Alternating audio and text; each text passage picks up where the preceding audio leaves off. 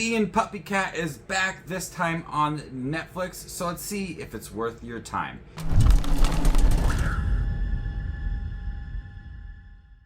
Hey everybody, my name's Justin here. I try to watch everything that hits theaters and on streaming services just like Netflix. If you guys are like me, make sure to hit that subscribe button down below for more up and coming content. On a charming magical island, the impulsive Bee and her furry pal get up to all sorts of adventures while working for an intergalactic temp agency. So this series originated with a web pilot in 2013, followed by a Kickstarter supported first season, which was released from 2014 to 2016. We are getting the second season to this series many years later on Netflix. This new season is paired with remakes of episodes from the first season. This new season, titled Bee and Puppycat Lazy in Space, has 16 episodes, and the first, I want to say 3 or 4, are remakes of the original series. The introduction of Bee and Puppycat, this intergalactic temp agency. It takes certain episodes, not the first few from the original series, and remakes them for this new series. And so with not watching that original series, I was able to get caught up to speed with this new series on Netflix, understand the characters, the temp agency, Puppycat, all of the side characters, and the craziness within here, because this is a trippy show.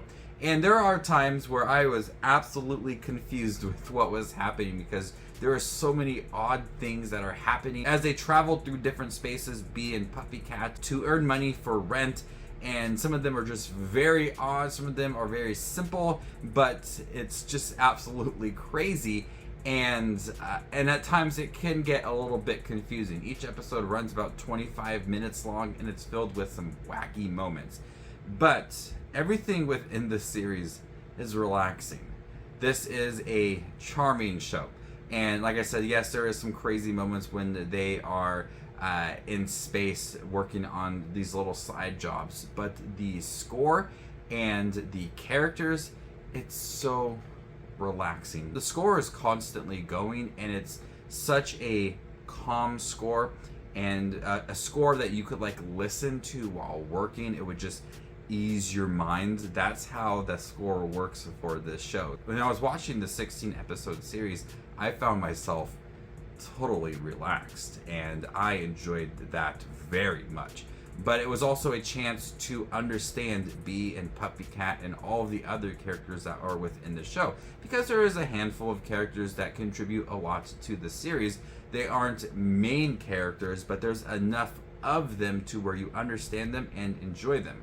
While this show may seem very simple with its plot, there's many chances to make these characters feel endearing and add a lot of depth to them. You understand Bee and her struggles to earn money and relationships, and how a certain friend she doesn't really see that much, so she appreciates her time with them. And then Puppycat is adorable as can be, but that relationship between Bee and Puppycat may seem quite simple, but there's a chance for them to develop, become strong characters within their own, but often have a solid relationship where they're relying on each other.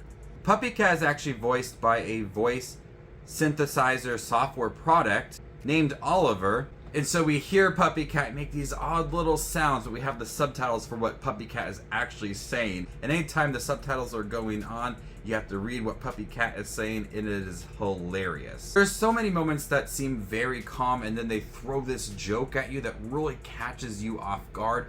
There's an episode in the later half of the series where one of the characters discovers this fish creature, and this creature is looking at him and then flips him off and then swims away. I had to rewind that scene because I was completely caught off guard, and it was hilarious.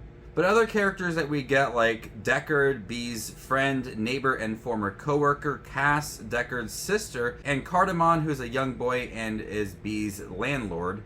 But there's so many episodes that we get to understand their personality and who they are and what they are feeling. There's so much depth given to these characters when the title of the series is Bee and Puppycat, and they go on their intergalactic adventures. When they're focused on their home and their jobs, this is a chance for it to feel realistic and very relatable as well. So while these characters do feel minor, there is so much of them that makes them feel important and strong within the series. And the depth given to mostly Bee and who she is and what she's feeling while going on all these crazy adventures is very important, and I love how they handled that, because there's so many episodes and there's so many chances for it to just kind of go off the rails and forget about characters, but we have that chance to make it feel smaller and more personal and simple, and I love that tone. The tone is very calm, even if it has all of these crazy adventures going on and odd looking characters and bright trippy sequences. The much smaller moments are so important to the series. It's a very laid back kind of show, and the animation is so beautiful. It's so simple, but it works. Like I said, this is a very calming show, and I just loved looking at the character designs, the animation in space, temp agency, and their jobs that they are doing. I was captivated by the animation. It's not as crazy or as detailed as other animated series I have seen, but it's so beautiful and just simple, and I loved it. So I was really impressed with Bee and Puppycat over the 16 episodes. It has an emotional story that is paired with a simple, fun adventure as Bee is trying to earn money. If it's taking care of Puppycat, and Puppycat uses so much money on video games on her phone and she has to earn that money back, or if it's paying rent, whatever it is, it feels relatable with such an odd premise to it and crazy trippy sequences that just match each other very well. Bee and Puppycat are adorable characters. The animation is bright. It just is so calming with that score. I watched so many episodes back to back, and each one was 25 minutes. By the time it was over, I wanted more, and I didn't realize how long I was watching it, because it's just easy to get sucked into this series with its tone and its calm atmosphere. So before I give you my score for Bee and Puppycat, make sure to check out my channel. Here I do movie reviews, trailer reactions, ranking videos, tier lists, all that fun movie related content that you see on YouTube. I do it all here, so hit that subscribe button to get it all in one spot. I'm going to go ahead and give Bee and Puppycat Lazy in Space a B+. Thank you guys for checking my review for Bee and Puppycat on Netflix. If you guys seen it by chance, what do you think about it? Let me know in the comment section down below, and stay tuned for more up and coming content like this. My name is Just Watches Movies, and you guys stay classy, YouTube.